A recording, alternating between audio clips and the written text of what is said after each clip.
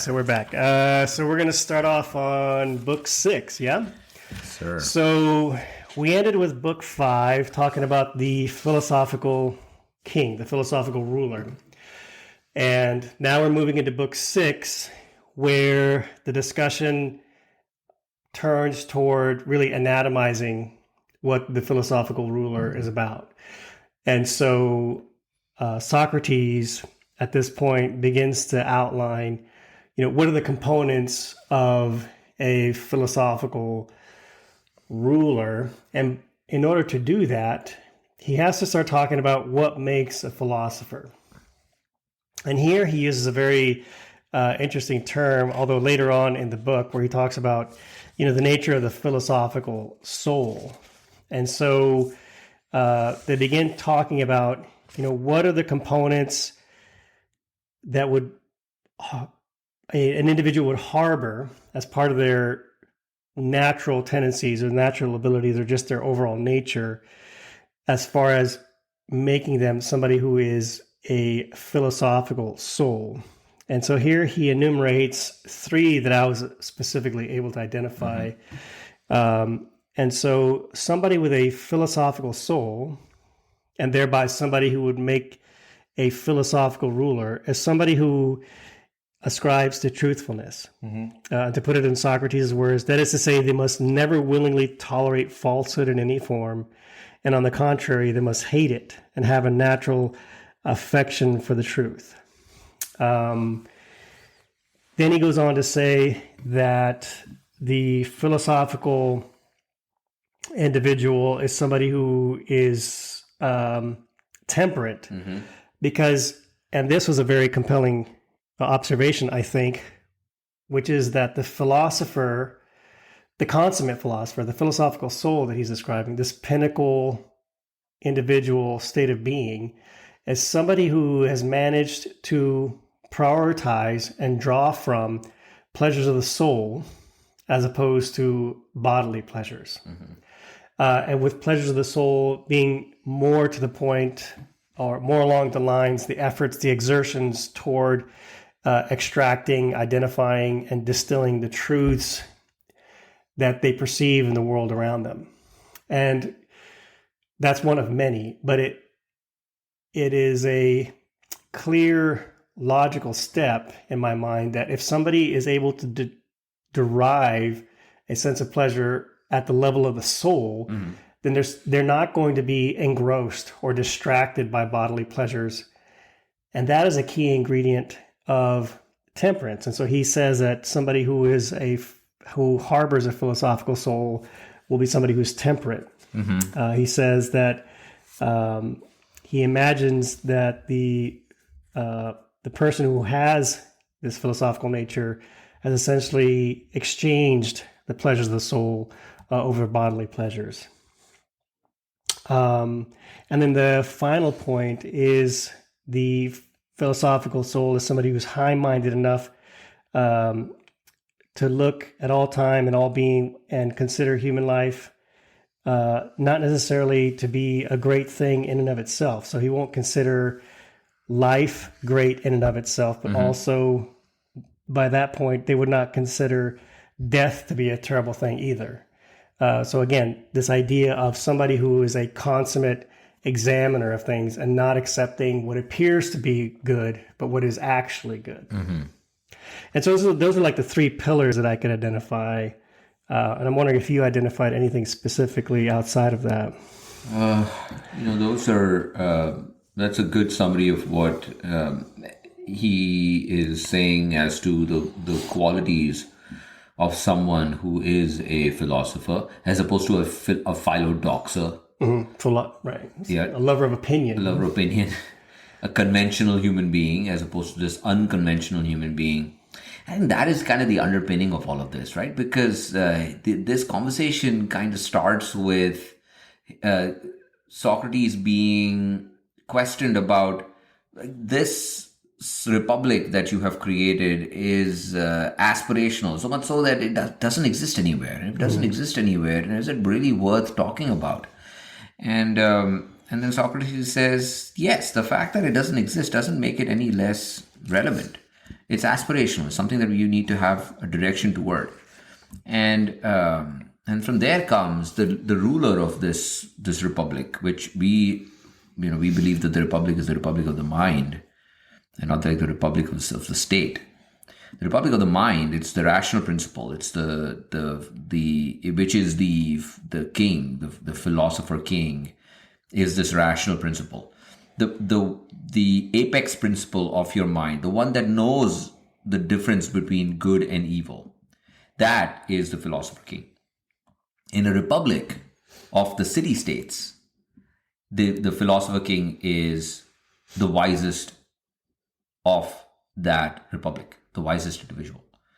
And if one is wise, then one is constantly in the pursuit of the truth. One is temperate, and one understands that death is a part of life. Death is not the opposite or the antithesis of life. So one does not fear death. And if one does not fear death, then that makes them courageous in many ways. So then that brings up the properties of the philosopher king. Those are the virtues, the cardinal virtues, right? Temperance, courage, wisdom, and once you have those, you're just by association. Right. Now, and I guess it would be important to add here that there's clear implications here that to recognize them is to have them. I mean, I use words like harbor, and you and I have used words like have, like to have virtue and things like that. But what does it mean to have virtue? To enact it, I guess. Right, to act in accordance with virtue. But that's part of it. But also it's to recognize it, right? Because one of the things a philosopher does is essentially they try to fully flesh out and detail out their understanding of concepts, of the most important of which being virtue. Yeah. Though this is the conversation that we were having early on this evening as well. The process of deliberating on whether or not an act is a virtuous act is not necessarily the work of a philosopher. The philosopher's work is acting, suffering the consequences, and through practical wisdom, understanding whether that action was in accordance with virtue or not. The further along you are in this path, the easier it gets, the less you stumble. And hence the reason why a philosopher king is not a 12-year-old or an 18-year-old or a 20-year-old. This is somebody who's been through life several times, made mistakes, gotten there. But even amongst all of those people who are walking that path of practical wisdom, learning from their mistakes, studying, understanding, philosophizing while acting, there's only one that makes the cut for being the philosopher king. That person has some tendencies that existed inside of them from the get-go. And it is by virtue of that they have that ability. Not everybody has that ability. And so it is important to understand that this is in fact aspirational, and one cannot say that everybody has an equal ability to be that philosopher king. Everyone has the ability to walk in that direction, but there is a superior person, I guess. In this case, I'm talking about thoughts. If you talk about thoughts, there is actually an apex principle that governs every other principle. Every other principle is trying to walk in the path of the apex principle, but the apex principle is the apex principle, and it gets there because of the tendencies that exist inside of it. Right. But there is one thing that I have to say, that when I was reading this, that really struck me, and I was like, why is it here? Why is this line here? And I put big question marks there. It is very early into chapter 6.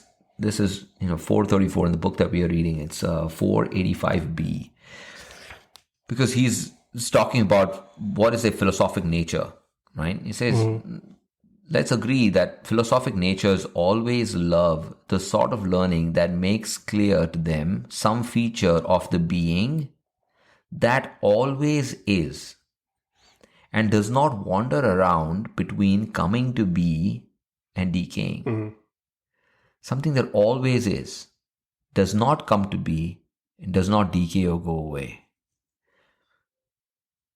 What does that mean to you? It is strange. Because that line struck me too. Didn't it? Right. It struck me, but I guess I didn't have a question about it, but I thought it was a very eloquent way of describing the idea of truth, like an essence, some unalterable aspect of your lived experience or life itself. Actually, not even beyond your lived experience. Beyond your lived Right. experience. That's so. This idea of the philosopher being completely focused on what is, like what are the things that are true regardless, or what are the truths that exist within contexts and among contexts. That is a very distinguishing feature of what you could call a distilled truth, something that is, upon close examination, virtually unalterable.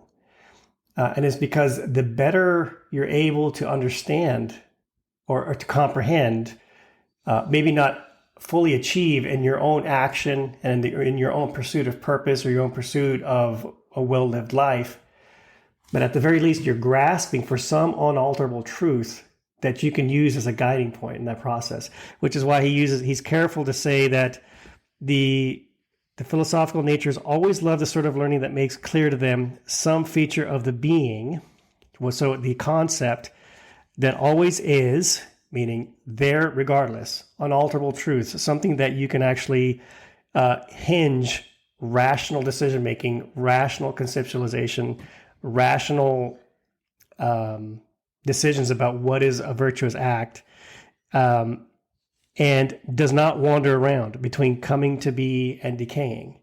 So he's setting a very high bar for what he believes the essence of truth is. Yeah. But even the hinging decisions based on the truth is a leap that we would take because we are trying to use this as a means to inform action. Mm-hmm. But that is not necessarily what is being said. Well, he's saying that the philosophical nature loves that sort of learning, right? So it is the pursuit. But I get what you're trying to say, because that's exactly how I would look at it, right? Mm-hmm. That if there is this truth that exists without any context, no context is needed for it. That's the truth. It exists. Now, for a rational being, one is looking at that and saying, how then is it of use to me? Apart from just knowing it as the ultimate answer to everything, how then do I use it to inform my decisions? Because I'm living in this world that I'm predicated for action. How then should I act knowing that this truth exists? Because everything else is contextual. Even the rational mind is contextual to the truth. The truth exists whether the rational mind exists or not. If the truth exists, even if the rational mind exists or not, that means the rational mind in no way informs the truth. Unless it comes up with a means to detecting it and understanding it. But to the truth, though, right? It is imagined. It's without context. It doesn't matter. The truth exists whether the rational mind can comprehend it or not. Right. But the philosopher is acutely aware of the limitations of their own senses, their own reasoning, their own rationality, which is why they explore and examine. Yes. And all of it is not because it's going to be some sort of exercise in scholarly exposition, and not because they want to sort of extemporaneously, contemplate these things for their own sake necessarily, but it's because in order to act, you need to have a well-defined aim. Sure. And so there's three parts to it. There's like this, the planning, then there's the pursuit, and then there's the aim. And so I think in this part of the aspects of philosophical endeavors, there is always going to be a part that relies upon contemplation of the aim, a contemplation of the true nature of reality. And if you stop there and you're not, in my opinion, philosophizing at that point, if you move that effort, though, as far as using it to inform action, then you are now acting as a philosophical rule at that point. And that's exactly what the apex principle should ascribe to, should aspire to. Because I think if all you did was sort of contemplate without any plan or any need to understand that you must put legs to the ideas as in your lived life, then all you're doing is really exploratory. What you're doing is speculating about things, but you're not actually putting into action the concepts that you're trying to solidify in your own mind. I see what you mean, and I think that is what the rest of the pages is going to be exactly about that. Right. Because to further underscore the point I was trying to make, that whatever this truth is that the philosopher is the lover of, that's what they're seeking, this truth.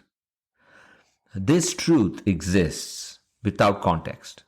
So say there's this truth. It existed even when the earth had no rational beings on it. I would like to believe dinosaurs weren't rational beings, right? So the time of dinosaurs, or even maybe before them, the single-celled organisms. Fortunately for them, they weren't. It was very simple for them. Honestly, I'd rather be a dinosaur than this. Again, but going back to what I was trying to say is, like, even when there were single-celled organisms, even when there were no single-celled organisms, no life that we, like biological life, carbon-based life that we talk about, the truth still existed. Right. It's like the idea that the truth exists independently of your ability to perceive it. There is no context, right? Like, and so you don't need a rational mind. The truth doesn't care how much of it you're seeing. Now, that's the idea that you're putting out. That's what it's talking about here, right? It always is and does not wander about between coming to be and decaying. It always is. It just is. That's the. So, from the standpoint of a philosopher, then, right? Now, remember, this is an aspirational element. One understands this truth, comes to know this truth that always is, despite context. One gets exposed to this truth, right? How then would you function?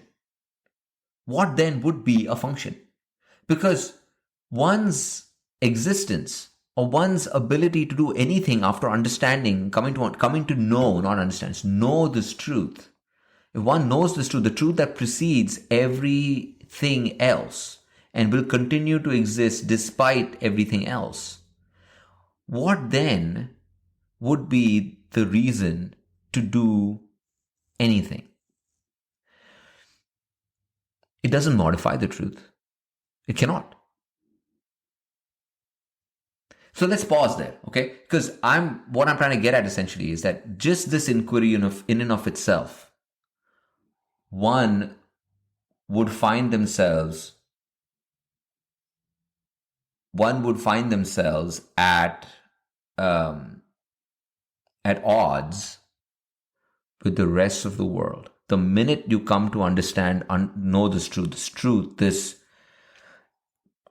non-contextual, ever-present, omniscient, omnipotent, omnipresent truth, every action in the human sphere now is negligible, means nothing. And the minute that happens, you're actually stepping out of the human sphere of influence. Every concern now that is of human concern to you is no longer of any concern because you have now know the truth. Now, if one is inside of this human concern, looking out at this individual who has now understood the nature of the truth, that person is useless. Because I'm looking from inside of the human context onto this person I don't know what this person is doing. Mm-hmm. This person seems to talk about something that doesn't exist. I don't know what he's talking about. They've left the ranch, right? Yeah, I am more interested in this aspect of day-to-day interactions. How do I get by? through my day without being just, being temperate, being courageous? How do I do those things? Tell me. And this person is like, well, this is the truth. And none of this affects the truth. That person would be useless to me. Mm-hmm. You see? Yeah, and But what they're talking about is that person should be a philosopher king. Right. The person who's standing outside looking at the truth, understands the truth, absorbs the truth, knows the truth, should then inform on how you should go about your life. How would you accept that? Right. Yeah, and this is what the book gets into, because it's the critique that Adeimantus puts out to Socrates, which is That's exactly what he says, right? Right, and Adeimantus makes a great point, because he says that Adeimantus basically points out the fact that because Socrates is not the first philosopher, and there have been many philosophers or people, and they point out, who claim to be philosophers, which is what we'll get into.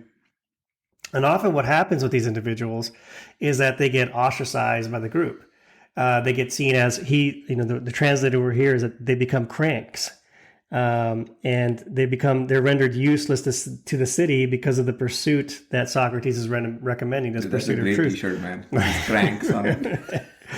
Right. So, but basically what's saying is that I think what Adeimantus is pointing out is that there's a disconnect, and the disconnect is caused by the fact that most people don't have, without either education or some form of indoctrination, don't necessarily have a philosophical inclination.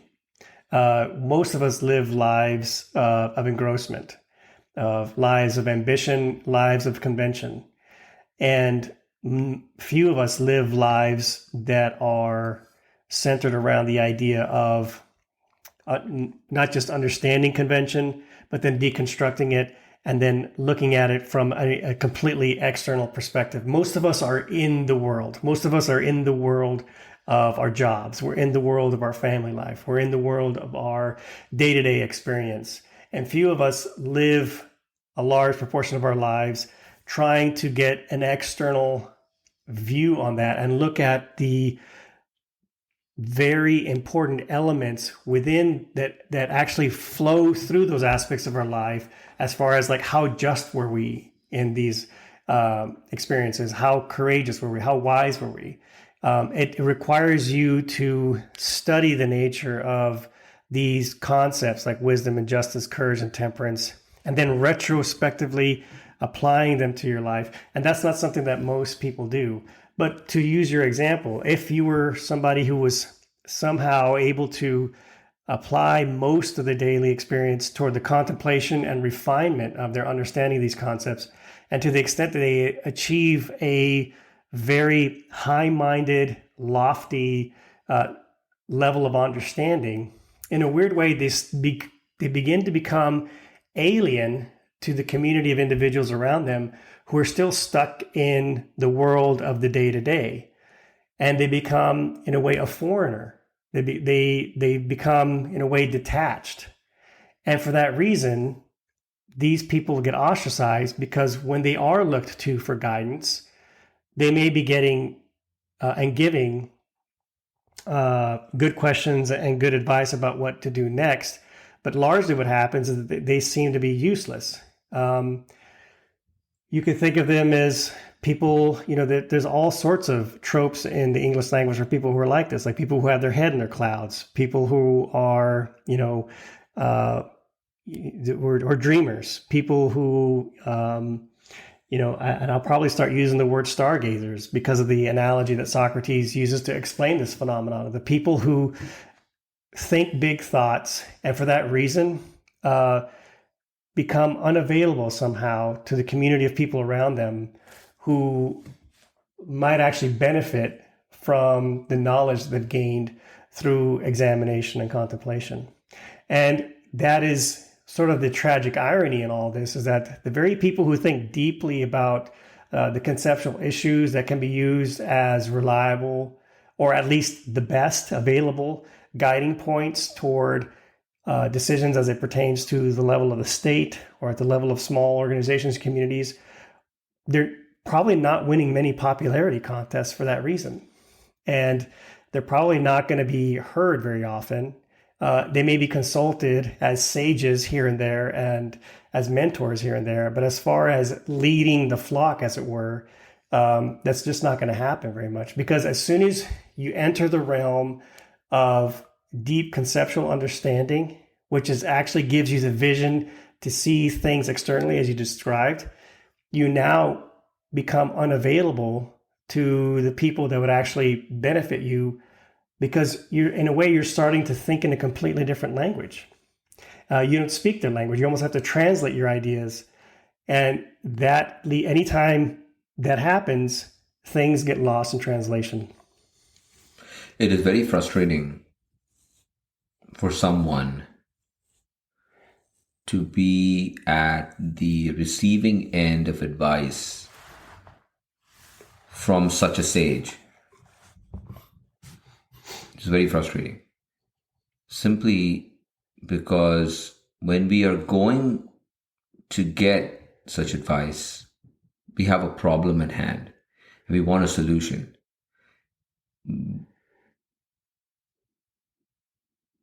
We are logical creatures. We want yes or no answers. We want litmus tests for everything.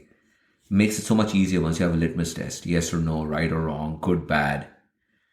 But those ways of thinking are not highly developed ways of thinking.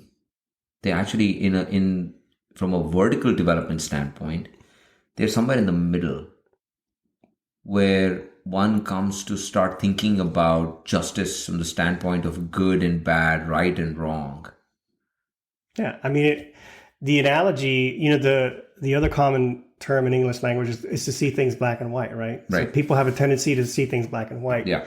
And there's a temptation to do so. And in fact, we actually reward leaders who are able to present things to us in black and white, because they simplify the problem. Well, this guy gets it. It's very easy, right? We're going to go right into the ship analogy, right? Because we have to at this point. But think about how often people rise to the ranks of influence and leadership because they have a simple solution to this problem, and it's so obvious. And yes, everybody should follow it. It's the collective human mind looks for the quick, easy answer like that. They want the black and white scenario. Well, even if it's not quick or easy, as long as it's a yes or no. Right, yes or no. But think of the analogy here. Things are black and white. Right. Well, imagine if all you saw on TV was black and white. Right? But somebody with a philosophical soul, a philosophical vision, would not see black and white. And not only that, they wouldn't see blocks. They would have a high resolution view of things with color. And to somebody who wants to see black and white, somebody who offers them color is useless, because they have a problem. They're not looking for color. Yeah. They're looking for what's the black and white answer. Correct. And this is why they get ostracized. And it's very difficult to put somebody in leadership who is giving you answers that are not in alignment with your own aims. It's predicated on the idea, if you had a community where everybody prioritized what we can call the ideal conceptualization of truth, let's say we assumed everybody had that and they understood that, then it would work. But that's not it. That's not the world we live in. People are driven by ambitions and drives. Well, that's their understanding of the truth. And that's their truth, right? But they have no final idea answers, right? That's their opinion of right. what the They truth want their is. opinions validated, Not the underlying truth that exists without context. That has existed. The truth that exists regardless of context, regardless of your discomfort with Infinite truth existed how it benefits before you or not. Right. The universe, it will continue to exist after it's gone. Right. They're not thinking about those from those terms. Right. No one is in the pursuit of that truth. Right. A philosopher would not be tempted by whether or not the truth benefits them. They would say, yeah, it's the truth. And if it doesn't benefit, that would not affect them in any way. Because and it's most that people, context. Right. And most people don't think that way. No. They're looking for the benefit. Yeah, right? Makes sense. Yeah. I mean, that's how we all are, right? Yeah. As beings, as rational beings, we are looking for yes or no answers, hoping that it's going to benefit us. Right. The philosopher king is one who understands, knows the truth, this non-contextual truth, but also is a lover of everything else that is in between that, no matter how small, no matter how big. So what is lost on the common folk is this ability to look at problems from all sides. That part seems to them to be a waste, because it's giving me an answer, it's in the gray when I'm looking for either black or white, is not of any benefit to me. If I come up to you for for advice, I'm like, should I do this? Should I not do it? So then you give me an advice that says these are the reasons why you should, these are the reasons why you shouldn't. If you don't do it, this is what's going to happen. It's going to be fine. If you do it, it's going to be fine. You give me all of this stuff. At the end of it, I'm like, what am I supposed to do, man? And you were like, well, none of this matters. Do it, don't do it. Right. I've been there. It's the most frustrating thing. Like, I'm never going to go to this person again. I've done that. Right. Right. Where you say to somebody, you tell them the truth, is like, it doesn't matter. It probably doesn't matter. And I get that this isn't comforting to you, and it makes sense that it wouldn't comfort you. But my reasoning tells me that it doesn't matter. The outcome that you're after here, it is not going to hinge on the left or right. So I tell people, like, you're better off coming up with a rationale for your decision as opposed to deliberating what decision you should make. That is where you should put your energy. Correct. But now this is... But a lot of people don't get that. Yeah. But when you think about it, like, there and are some... you use the word common folk. I just want to interject this, but you and I would both be quick to point out we are part of the common folk. I don't want listeners to think like, no. No, I'm not saying I'm the philosopher here. The only thing I'm aware of is the fact that I'm very common. That's so true. The point I'm trying to make is that there are the problems that someone is going to come to us for advice with are insignificant. Oh yeah. Now, when we are talking about big concepts on the global scale, right? I'm glad no one's going to ever ask me on those questions. It's never going to happen. But those are of major consequence to millions upon millions of billions of people, right? Mm-hmm. The person who understands or knows the truth that underpins that exists without context, without whether 7 billion people are present or not present, it's got no bearing on the truth. That person's answer to whatever the solution is would not be yes or no. It can't be. You see? Mm-hmm. But having said that, if there is a yes or no answer that you're looking for, who better give you that answer than someone who understands that this is of no consequence? Not just because they're a nihilist. This is not nihilism.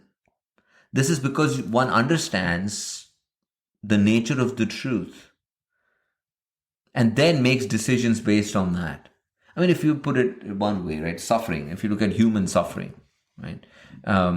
There should be, if anybody is ever tasked with how should one get rid of human suffering, I think that's probably the most noble pursuit that there could be, right? But from the standpoint of the universal truth, human suffering is of no consequence.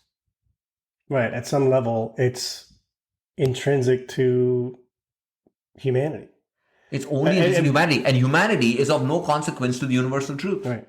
So to come back to the point at hand, once one understands that fact, right, immediately that person is not scared of death and is temperate and all of those things that would make that person virtuous.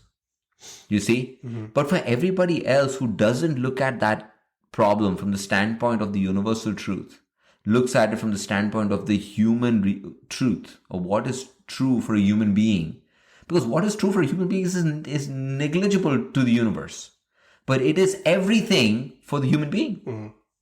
So it is to that person for whom the human understanding of truth is everything, that person if that person were to go to somebody who understands universal truth, the answers they would get from that person would be absolutely frustrating.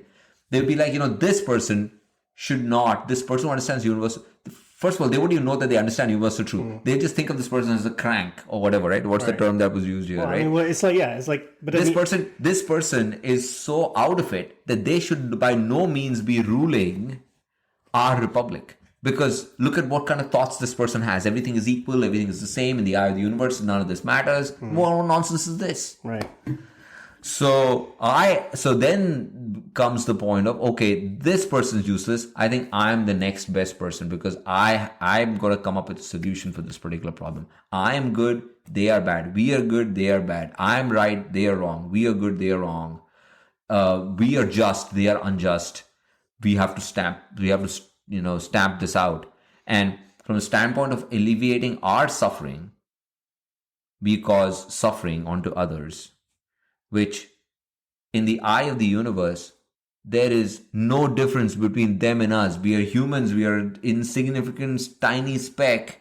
We create factions amongst ourselves and create all of these problems, and then look to what the truth is. What is sense? We're justice. like, right. To borrow from Sagan, we're like, a faint buzz and a pale blue dot. I mean, it's like on a so temporal in our presence here. Right, but you see though, the levels of the implications of that understanding, right? At the uninitiated, superficial level, that is a very distressing thought. It is. But then when you think about it, it's like that's actually Comforting. a very comforting thought, right? And then at the next level, it is a thought that you accept as the nature of things as they are. Now what? And now what? Now what? And now all of a sudden, and now this harkens back to the Seneca and some of our very earliest discussions. This is like, well then, what did you do with your time here? That's right. And see, that is what the philosopher is then concerned about, right? Now that one understands this universal truth, now what? Now, someone could argue that this person retreats into the mountains and is never heard of from again. But that is not what happens. No. What happens is, they're like, you know what, I agree. There is the universal truth and that humans are negligible. But I am a human. And if I had to choose, if there is nothing but chaos, right? At least I have a rational mind and I can use a rational mind to alleviate suffering of my fellow folk. At least that's the least I can do. And in the common good of humanity lies my happiness. But in the universal scheme, none of this matters. You see what I mean? Yeah. So, but that person should in fact be the ruler. Because they think that way. Everything is one. All is one. If you say all is one, then all humans are also one. Right. Yeah, so we're getting at human solidarity.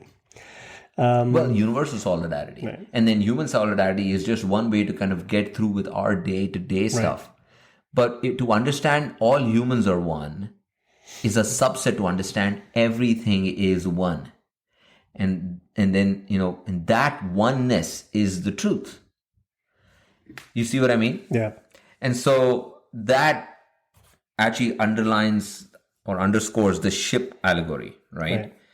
And so the ship allegory is the allegory, the metaphor that Socrates uses to explain Adeimantus's observation, which is like, well, how come, all right, fine. So philosophers should be rulers, but why is it that philosophers end up getting kicked to the curb and told that they're useless and end up being sort of pariahs that sometimes are sought for wisdom and often are just sort of, put on the margins or the fringes of society.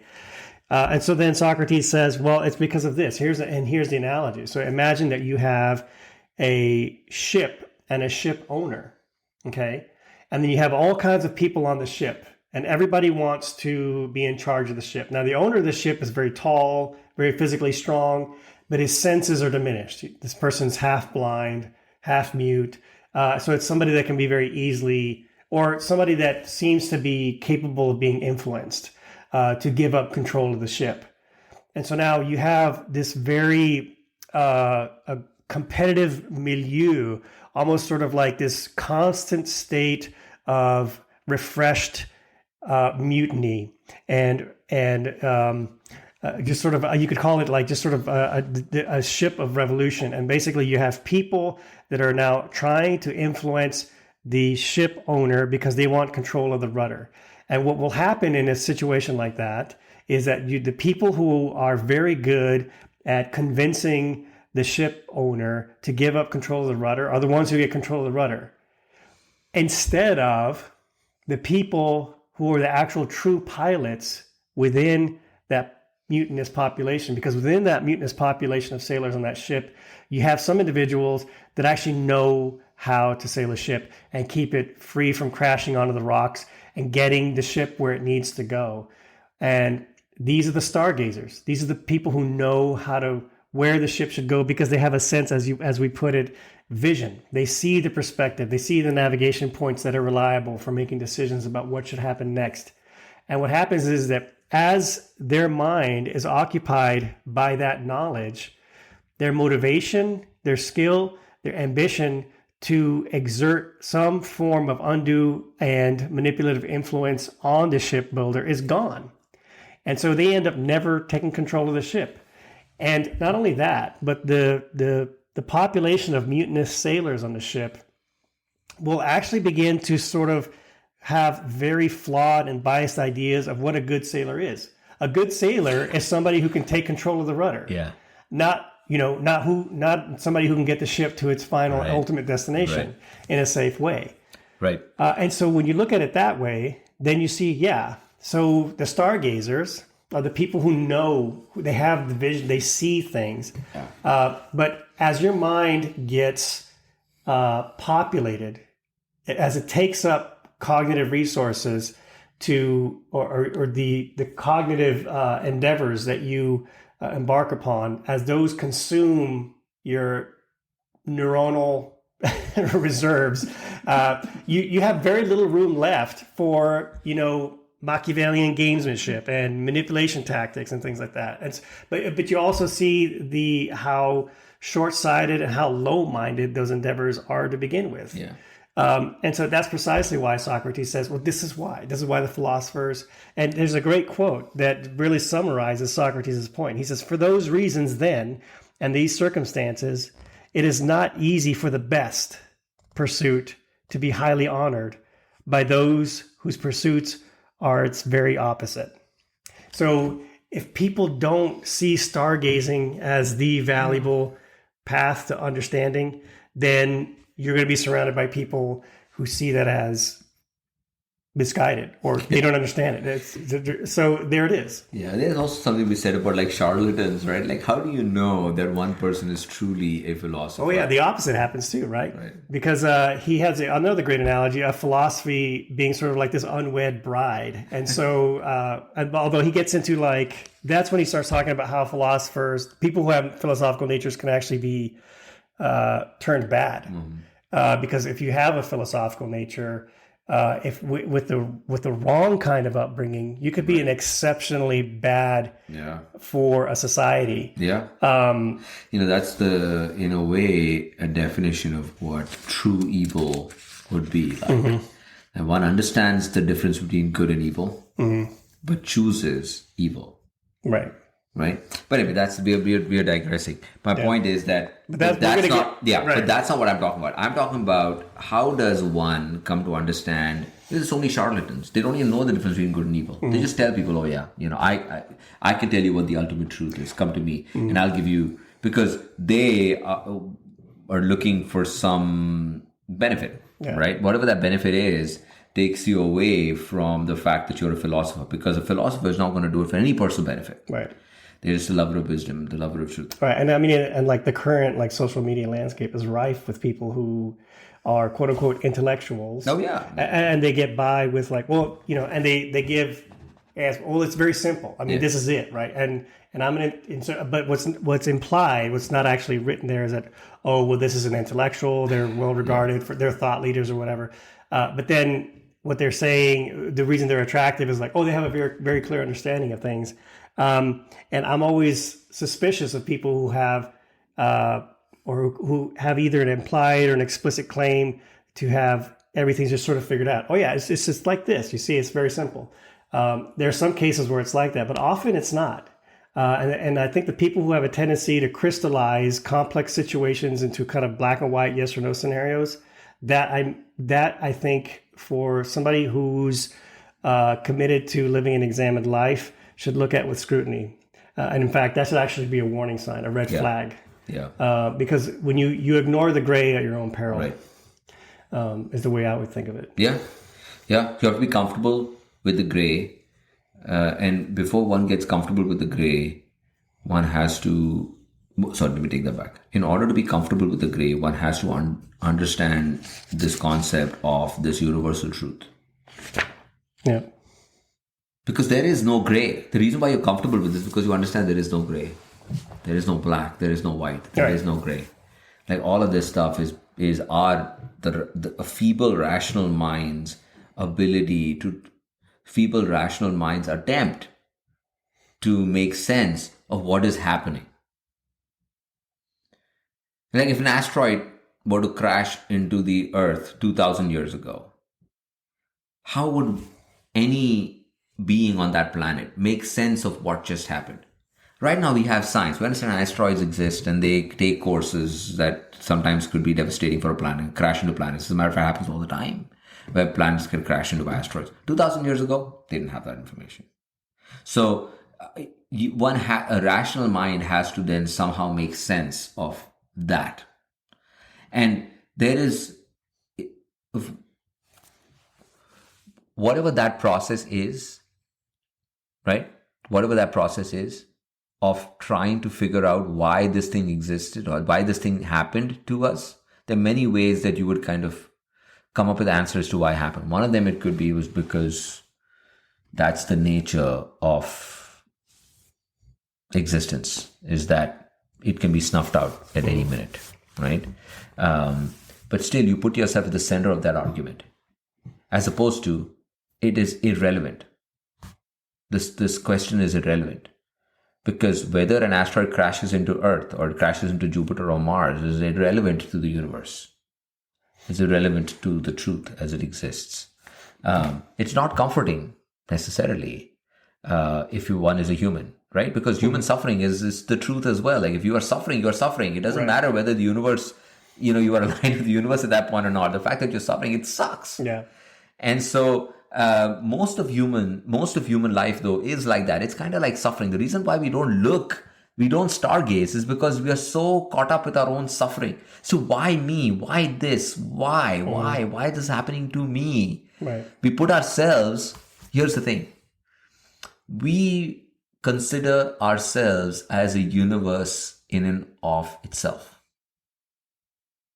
And because each of us thinks of themselves as the universe, the center of the universe. We said every human believes that they are the center of the universe. What that means is they believe that the universe is unto themselves. If it's happening to me, that is the truth. Mm-hmm. Right? Now you take that and you multiply it by 7 billion people. That is no longer the truth. Because what's happening to you is not what's happening to me. It's definitely not happening to somebody who's in Sudan. Right. They have their own reality. That means each of these truths are irrelevant because they cancel each other out. It's like Brownian motion, right? Like it cancels each other. Everything gets cancelled out. And so then what is this one singularity? Like how I believe that I'm the center of this universe and the universe is inside of me. There is actually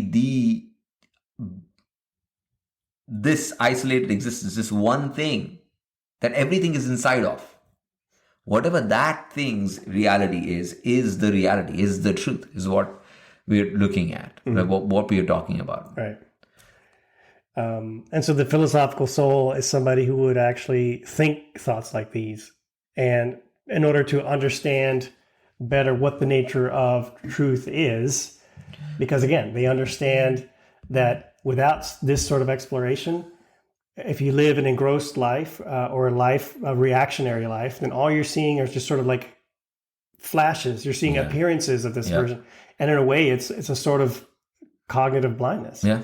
And so that somebody with a philosophical nature would understand that and, would actually try to improve their vision or give themselves vision. Yeah. That's exactly what you're doing. That's the pursuit, right? That's the pursuit of understanding what this universal truth is. Yeah. And a philosopher will constantly be in the pursuit of that. But that doesn't necessarily doesn't make that person useless.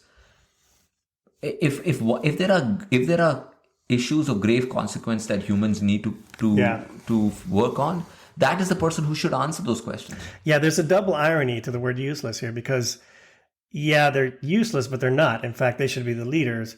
So it's the word useless is ironic here. But the double irony is that, they are useless if the people have no use for them because their lives are aligned to things that are not. And that's the point that you made is a beautiful imagery, is the fractal. And I think that's what the Republic is about, right? If you are perfectly organized inside of yourself, if every individual that forms the humanity is in the pursuit of this universal truth, right? As humans, we would be singularly in the pursuit of the universal truth. It'll be like a fractal. Right. Yeah, that would be the ideal. That would be the ideal republic. Would be a fractal, Correct. Which is where when you look at when you look at the micro scale, Right. you would see a shape, Right. And then when you pulled back, you'd see the same shape, right? And we are far from it. No, but I mean that's what justice is like. That's right. That's what it would look like. That's what justice would look like. A fractal. Justice is a fractal. Right. Yeah, it's a beautiful point. All right, this might be a good spot to leave it. And so then we'll move on to book 6.